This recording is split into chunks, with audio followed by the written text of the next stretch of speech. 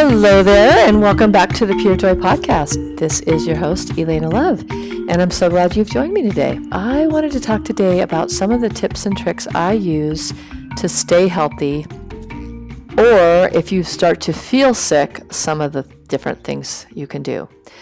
So the first thing I say about being healthy and staying healthy is to start with our diet. And that's the first place I start because I have a business that has been running for 22 years and it's all based on health and about healthy eating. And I found for myself back in 1997 when I started on a raw vegan diet. If you're listening to this and you are vegan, great. I have a lot of great tips and tricks for you, and I'm going to be talking a lot about those kind of foods today. But if you're not, I don't want you to feel like you're excluded because, like I said, it's all about balance. So talking about food and talking about where to start, like I have people ask me a lot, I need to do a cleanse, but I don't know where to start. Or I want to eat healthy, but I don't know where to start. So I'm just going to start with fast food and processed foods because that's the first place you can start to start cleaning up your body and your health. Imagine your body like a pond. If someone had a pond in their backyard or on their property and they kept putting stuff into it every day, like, oh, I think I'm going to throw a little bit of this hand sanitizer in there, and now I'm going to throw this burger in there. I think I'll throw this ice cream cone in there. Oh, I'll throw this bag of McDonald's food in there. I'll throw this bag of cookies. Let me put these chips in there. Well, eventually, and it wouldn't take too long, that pond in your backyard would start to look and smell disgusting. And the one outlet that it had to drain itself, maybe into a stream somewhere else down the road, if that got clogged up, then there's no way for all those things you're piling into it to release. So then instead of the pond being fresh and beautiful with birds and grasses growing out of it and flowers and frogs and dragonflies and bees, it would stop flowing. And what's the first thing that happens when water stops flowing? It gets stagnant, right? What happens when water gets stagnant? The first thing is it starts to smell. It'll smell just a little off. And then as time goes on, it gets more and more putrid smelling. The other thing that happens is the color changes. It goes from this beautiful blue to a murky, mucky, greenish brown. It'll start to form a layer of film on the top, right? We've all seen this. It's this thick skin of film. And then what are the first critters that start to show up? The ones that no human ever lovingly invites into their campsite, and that is mosquitoes. And mosquitoes are also carriers of diseases, and they are, as we know, malaria is caused by mosquitoes. And so that's the last thing you want showing up to your pond. And when I say pond, I mean your body. So in our body, what shows up instead of mosquitoes is parasites, fungus, mold, yeast. Those are all opportunistic bacteria. And those bacteria are going to keep continuing to grow and thrive in their host, your body, as long as you're feeding them. And how do you feed them? Sugar, white flour, gluten, white rice, all the foods that are processed, highly processed foods, and foods that didn't grow in nature. And I'm not saying you can never have something like that, but 80% of the time, you need to think about, is this food nourishing me? Is this food going to heal my body? And or if you don't need healing, is this body going to continue to keep my toxins flushing out of me in whatever form? It's not just through the colon. It's through your lungs. It's through your armpits. It's through your skin. It's through your breath. It's through your nostrils. It's through the top of your head. Any way that your body can detoxify, it will. That's why a lot of us know when we're on a fast or a cleanse, we start to smell, right? The first thing that happens is, oh my gosh, my tongue is turning white. There's a film growing on my tongue. My breath has gotten, like a little not so nice. Time to get out the peppermint spray and brush my teeth more often, do some tongue scraping, because all of that is toxins that are coming out to the surface. And that's really important. And the other thing I want to say about eating a healthier diet and cleaning up your diet, after you've started to eliminate these foods, you want to take your time with this unless you're in a rush. And the way you would be in a rush is if you got diagnosed with cancer, diabetes, some virus, anything where your body is feeling really weak and sick. Maybe all of your joints are hurting. It's hard for you to move. You're bedridden. Those would be more like, I'm going to get on the fast track. But if you're feeling fairly good and you're listening today, and maybe you have a couple aches and pains, or, you kind of just wish you were a little healthier, I really recommend starting not so quickly and feeling like you have to get everything done in a month. Just start by, okay, I'm going to eliminate, this week I'm going to eliminate sugar.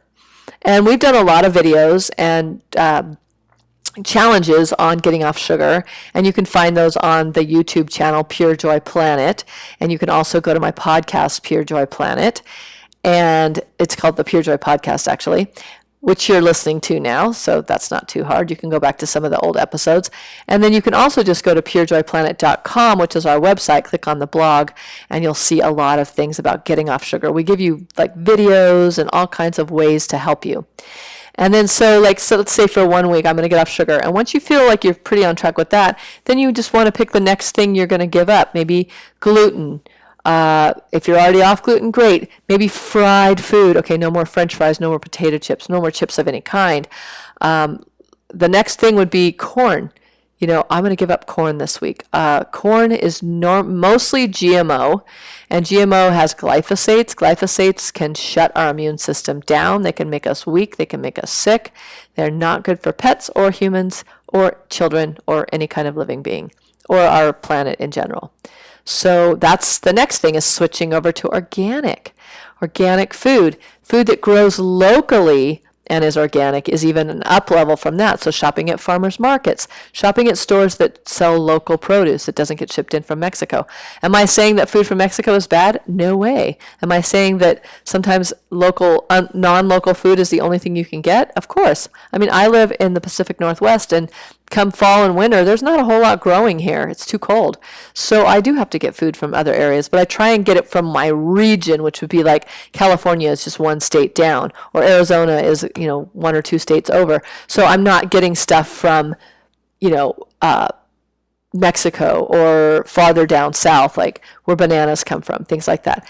Every once in a while splurge. I'm not saying this has to be every day. I'm just saying this has to be 80%. If you really do want to be healthy, you have to choose the 80-20 rule, which says that what we do 80% of the time informs our life. So it's not just about eating, and I'll get into other aspects of health as well.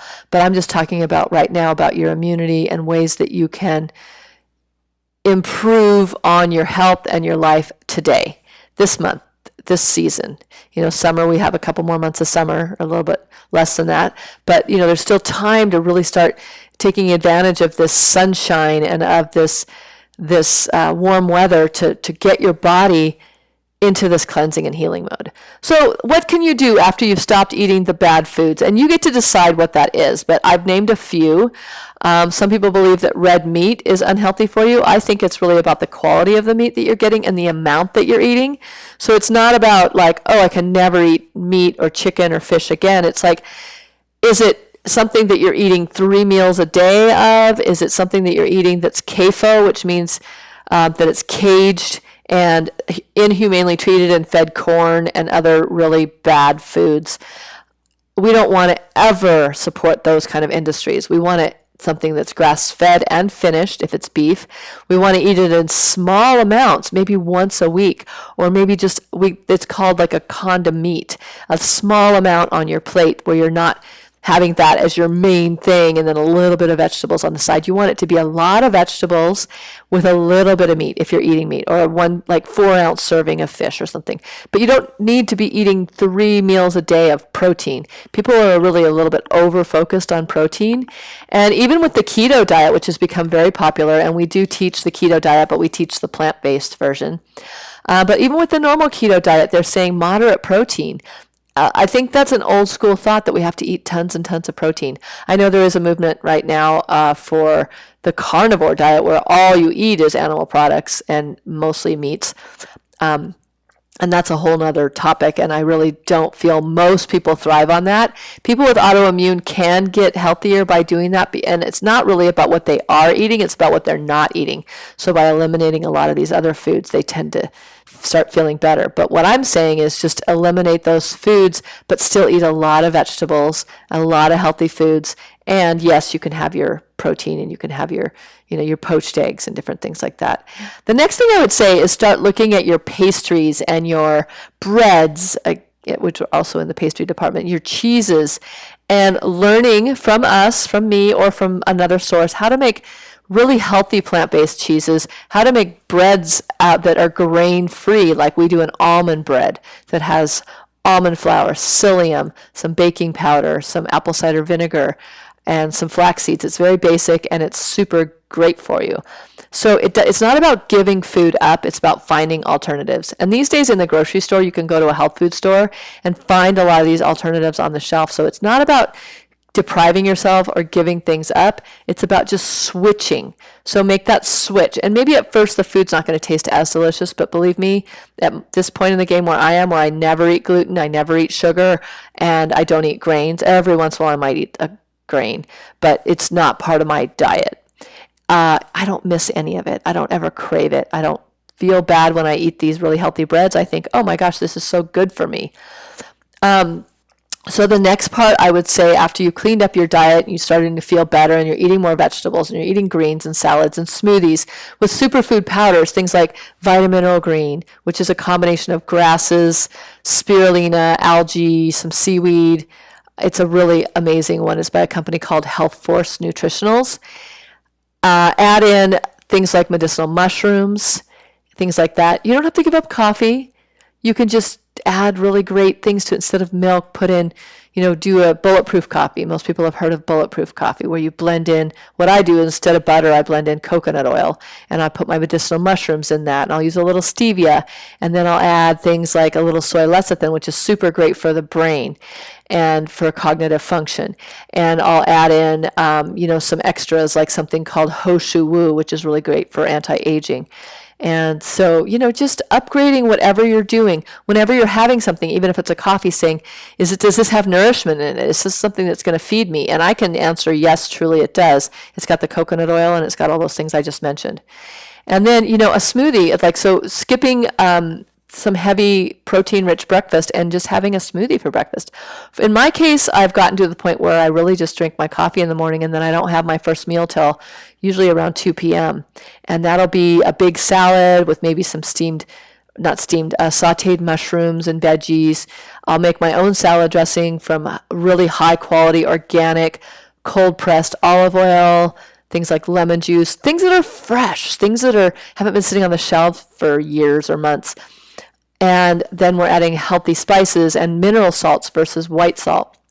So I know I'm saying a lot of things here, and a lot of this has been blogged on our website, which I mentioned earlier, so you can go there and check this out in more detail. And we do offer a lot of courses as well, which teach you these things. So don't feel overwhelmed. I'm just doing this as an overview just to say, how do you start? Then from there, when you're starting to feel better and you're starting to feel like, okay, I feel like I've detoxed for a while, you can start doing cleanses. And cleanses can be in any form. It could be 1 day a week of a fast. And that fast doesn't have to be water. It can be a coffee in the morning, and then, even the bulletproof coffee that has a little bit of coconut oil and the things I mentioned, and then a smoothie, a green juice, and maybe that's all you have for the day. And you can kind of space those out. You can add some veggie broth in or even bone broth in. So that could be 1 day a week. You're like, I'm just going to do liquids 1 day a week, and everything I take in has to be nourishing. You can't be like, oh, well, I had a coffee out and it had oat milk in it. That counts, and that doesn't count. That's not nutritious. It's not healthy for your body. And the other thing is, talking about coffee, you want to do something like purity coffee, which I'll put a link in here for, something that's been tested for mold and toxins. It doesn't give you the jitters. It actually makes you feel really good and evened out. The other thing is, when you're on this cleanse, so maybe you do 1 day a week, and so you try that for a month. And then once you're starting to feel like, okay, I've got this down, you can start, you can pick 3 days a month, or even 3 days a season. Like, start with 3 days a season. Okay, it's summer, I'm going to do my 3 day cleanse and do what I just mentioned, like a couple smoothies, a green juice, You would probably want to go off the coffee for those 3 days just to give your adrenals and your kidneys a break and your liver a break. And you would have, some supplements with that, like some things that keep the bowels moving, like something called oxymagnesium, or even something called Swiss Chris, which is an herbal laxative. And then you can start adding in enemas or colonics. And enemas are going to flush your colon and get things really moving out. I promise you that if you do any and all of these things, it doesn't have to be all, just some of these things, you're going to start noticing, wow, I feel different. I feel lighter. My brain's working better. My memory's better. My eyesight is sharper. I noticed that with my eyesight. If I do start to eat, foods that are not as healthy for me, my eyesight will start getting like, oh, I got to find my reading glasses. Whereas most of the time, I don't need to use readers unless the print is super small. And that's because I'm keeping my liver flushed and clean. I do regular cleanses.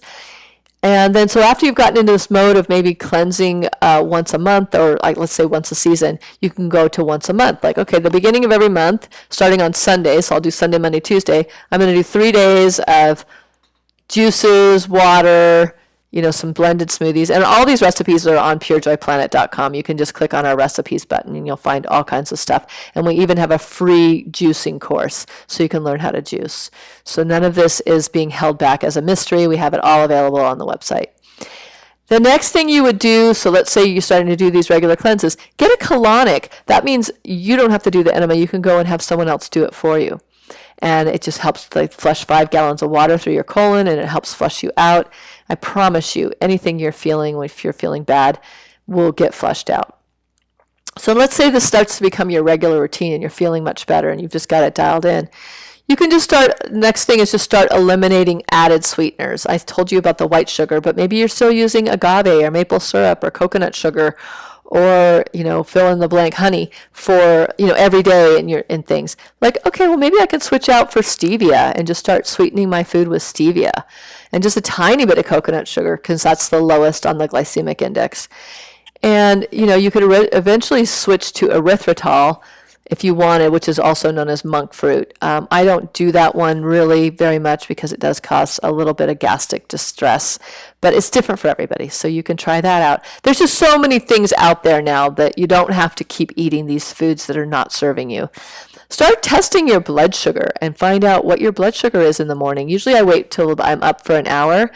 Your morning blood sugar should be between 70 and 90, not over 100. If it's over 100 consistently, it doesn't mean you have diabetes. It means, you just need to start watching your blood sugar.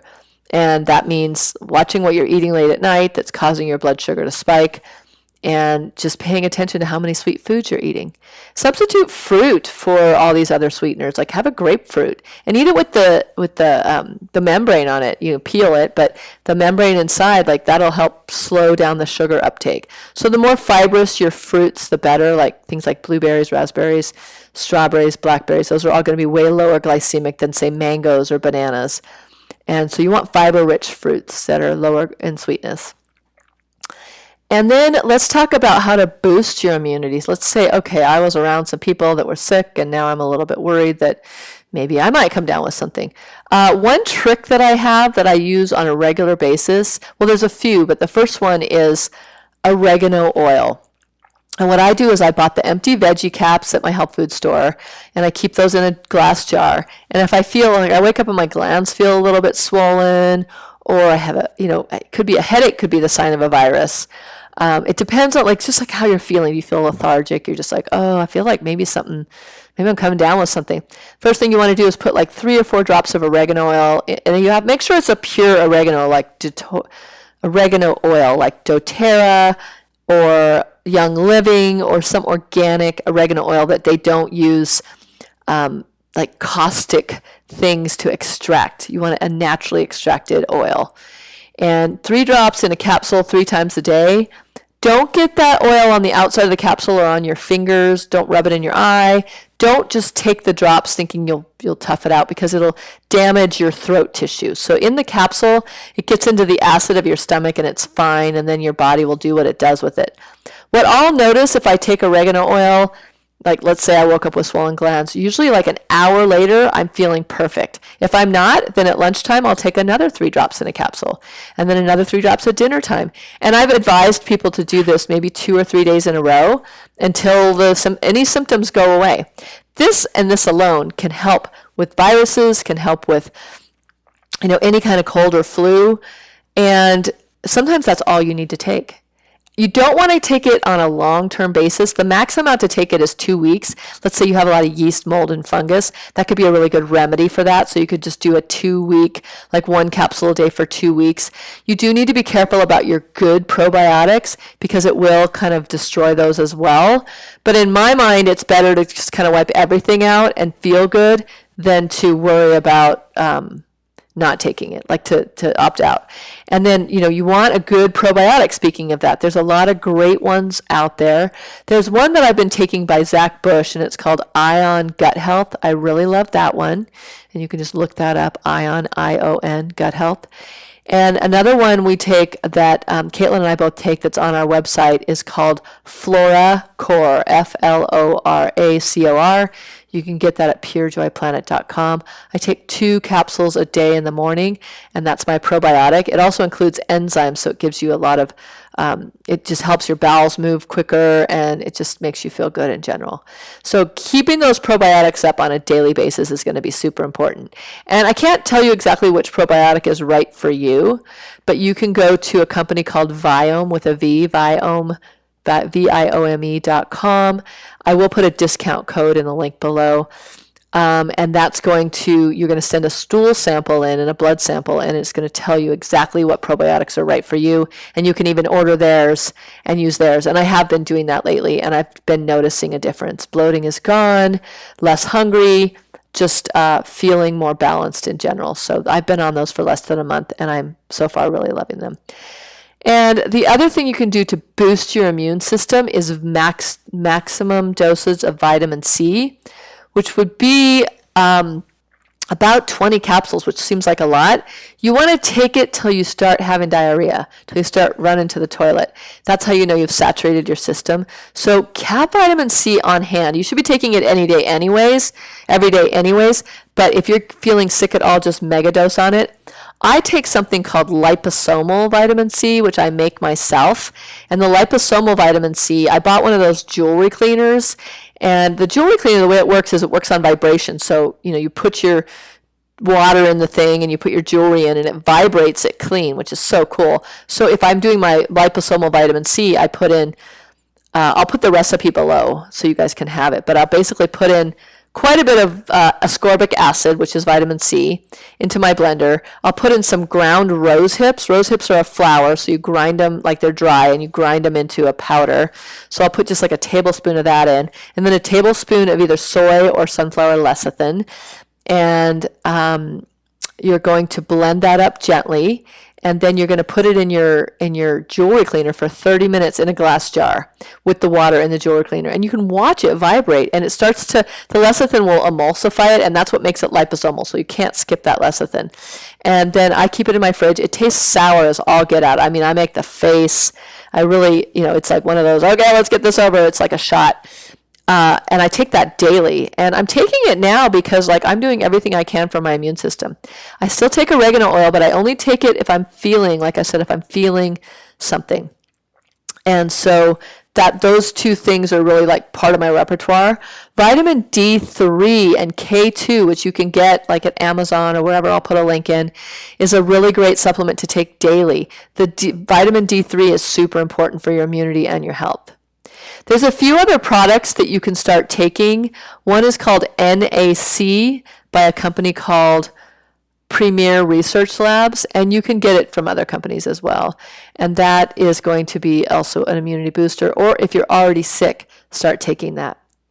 Other things you can do for your health and just to boost your immunity, or if you're feeling sick and you want to I got to detox quickly, you can do an ionic foot bath, and that's something you'd have to go somewhere unless you bought one yourself for a couple $1,000s. An ionic foot bath, like a lot of chiropractors or massage places have them, or spas, and you put your feet in there for 30 minutes and it sucks toxins out of your feet.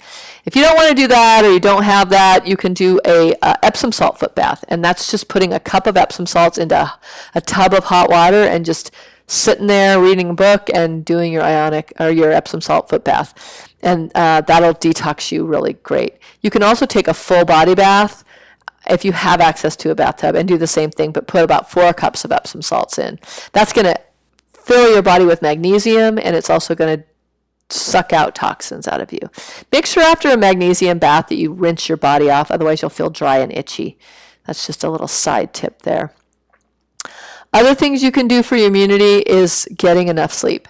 So making sure that you're not drinking coffee after about 11 a.m. or 12 at the latest, and getting a good night's sleep. It's called sleep hygiene. I'm not going to go into that in this podcast, but we do have a lot of information on sleep hygiene and the best things to do. I'm just going to list them off quickly. Make sure your room is blacked out, blackout curtains, no lights. If you have a smoke alarm above you, put some duct tape over it to cover out that green light. If there's any little machines that you run at night, like a noise machine, just to kind of white noise, and it has a light, block that out. Put tape over any lights in your bedroom, or better yet, just unplug. The next thing you can do is keep your phone out of your room or put it on airplane mode. Other people turn off their Wi-Fi at night. So if you're living in an apartment, it's probably not going to do you a whole lot of good. It could do you some good. But if there's no other internet close to you, and even if there is, it's good to turn off your own Wi-Fi when you go to bed. You're going to get a way sounder sleep that way. And wearing an eye mask if you need to, wearing earplugs if you need to. I run an air purifier, which is my noise machine. Making sure that you're cool enough. You should have your temperature set to 65 degrees or lower. In the winter, mine is set to 51 degrees, which means it'll come on, my pipes aren't going to freeze, and it's not going to be too cold, but it's way above freezing. And in the summer, I turn my air conditioning down to 60 at night. That's just me. I'm a pitta in the Ayurvedic dosha, so I run warm. When I'm fasting, though, I'm quite cold, so I'll double up on the blankets, and I won't turn the air conditioning down so low. You can also just keep your windows open at night for fresh air, as long as you're not living in a really busy area. So those are just some tips for good sleep hygiene. I also take melatonin at night. I get a sleep spray from drmercola.com, and that really works well for me. And I take some CBD oil, like 25 milligrams of CBD oil nightly, and we do sell one of those CBD oils on purejoyplanet.com. And then the next thing is getting movement and sweating, getting exercise. That's super important. You want to move your body daily. Now, it's been smoky here in Bend, Oregon, where I live, and so I've been doing indoor. I put my air purifier on, and I do indoor workouts. Just find a great person online that you love there. You can find yoga classes. Yoga with Adrienne's a really good one. I have one called Growing Anna's, and I'll put a link in, and she's all about moving your body and sweating, and it's like 15-minute workouts. So I'll do a couple of those a day. You want to keep your body moving, not just once a day, but a few times a day. You want to get you don't have to sweat every time, but keep your body moving. It's not about like, I did my 15-minute workout in the morning, I don't have to do anything again. Try and stand up when you're working as well. These are all things that are going to be really good for you, help boost your immunity. And sweating in the form of saunas, a good workout, even just going out and laying in the sun till you sweat. And on the opposite end of that is cold plunging. That's going to also boost your immunity. So even in the summer, you can fill up an old bathtub in the backyard, or I bought one of those troughs, those horse troughs, and I just fill that up, and cold water comes out of the pipes, so it's not freezing like it is in the winter, but it's cold enough to get my body stimulated. I can also go jump in the river. If you live close to a river, you can jump in the river. So those are all going to be great ways to boost your immunity. Also our thoughts, that's the next thing. The way that we think about the world and the way we think about our lives is going to be super important. If you're constantly worried about getting a virus, or you're constantly worried about what your neighbor's doing, or you're thinking about, the noisy traffic outside, or I don't like the way that guy drives, or gossiping about your friends, or they're not really your friends if you're gossiping about them. But, so really watching your thoughts and choosing your words carefully. Don Miguel Ruiz wrote the 4 agreements, and the first one is to be impeccable with your word. So not only being impeccable with your word, but being impeccable with your thoughts. Catch it at the thought point, like, oh, do I really want to be thinking this thought about that person right now, or about myself when I look in the mirror? Find something beautiful about yourself. I love my eyes. That's it. That's all you have to say. Or, wow, my skin looks great today. It doesn't have to be a whole laundry list, and you don't focus on the parts that aren't working for you, other than the fact that you're like, oh, okay, I need to make a change. I'm going to get in gear and do something about it, versus just continuing to complain about something and not making any changes. So thinking good thoughts, and also like just in imagination, using your imagination, like, I am healthy, I am whole, I am at peace, I am a loving person, I attract beautiful, wonderful people into my life. Life is good. I love my living situation. I love my job. If you don't love one of those things, either A, do something about it, or again, start finding things that you love. Like, okay, well, maybe my house is a little bit too small for me, but I really love my garden, and I love waking up in the morning to the silence because my neighborhood's so great, or whatever it is for you. Finding things that you love about your environment, about your job. And then if it is, like, as an example, a relationship or a job that you just really can't stand and you feel like is bringing you down, start moving towards changing that. Maybe getting a new education, training yourself online to do something as a coach or whatever. With the house, you could just start looking for a new place, or maybe do some home improvements. Or like, we have a lesson in our level 1 culinary training on how to spruce up your kitchen and put plants and flowers and organize your cupboards. Organizing cupboards can be a really great way psychologically and emotionally to get yourself out of a funk. And so these are all going to be great tricks. A couple of supplements I want to mention that really put me in a great mood, other than the ones I mentioned about immunity. I take something called lithium orotate, and that was recommended by Men Are From Mars, Women Are From Venus. I'm spacing on his name at the moment. It'll probably come to me. Oh, John Gray.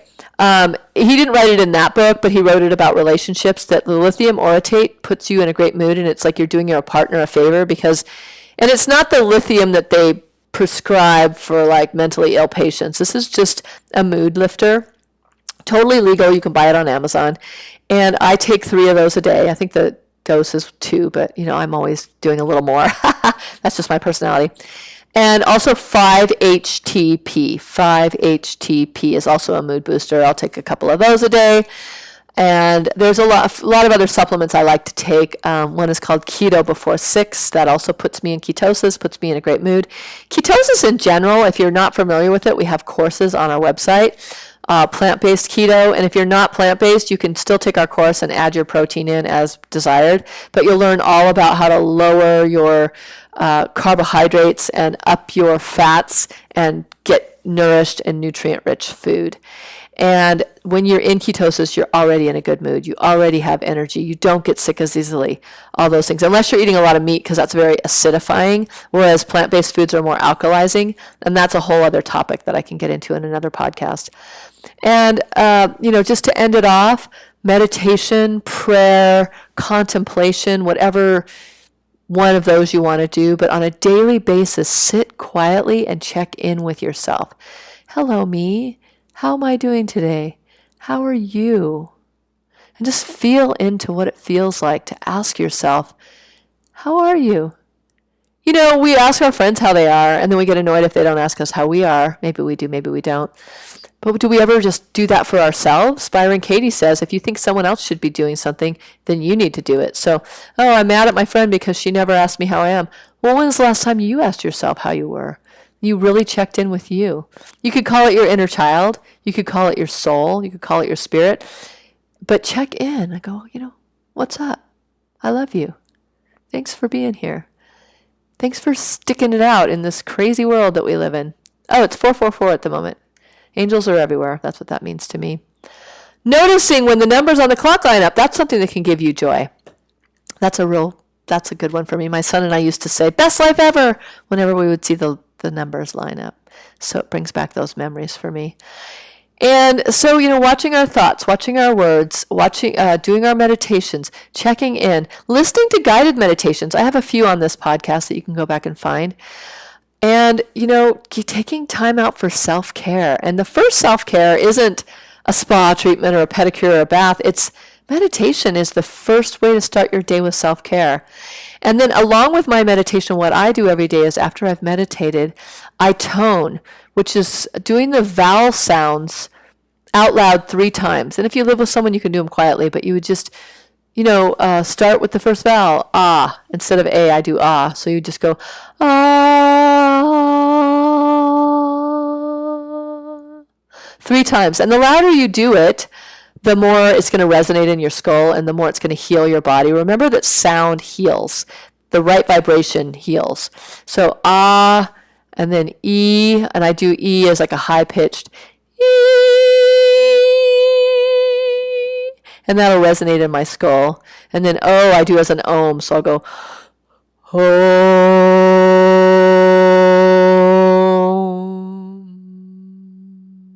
And really do that at the end. And then U, I do as a HU, an HU. HU.